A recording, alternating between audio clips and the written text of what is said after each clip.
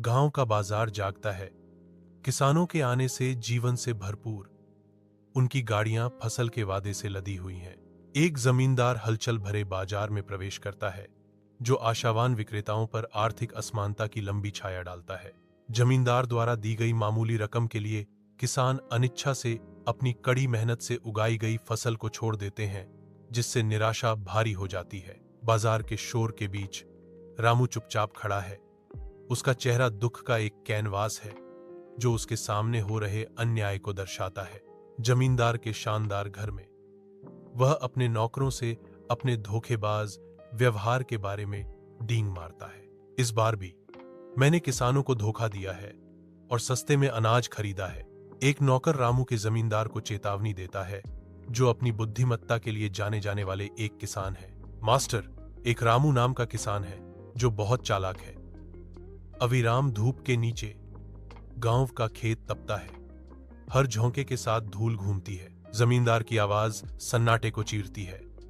एक प्रस्ताव जो धमकी से भरा है।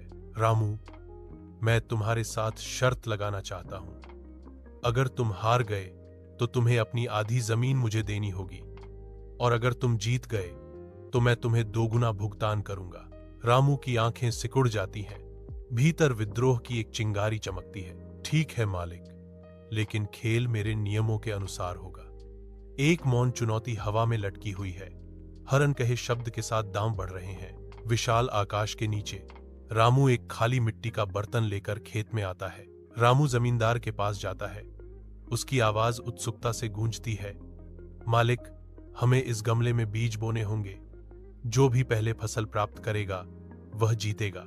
जमींदार चुनौती स्वीकार करता है। उसका भाव अस्पष्ट है, क्योंकि वह बीज बोने की तैयारी करता है। जमींदार को पता नहीं था। रामू चुपके से बर्तन में उबले हुए अनाज डालता है।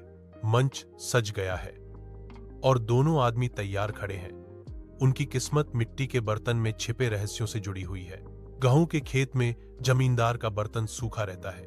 क्रोध से उसका चेहरा भर जाता है, क्योंकि वह रामू को घूरता है। जमींदार दहाड़ता है, यह क्या विश्वासघात है?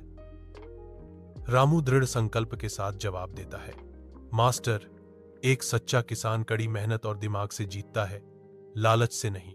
गांव वाले खुशी से चिल्लाते हैं, देखो, एक मेहनती किसान से बड़ा कोई नहीं है।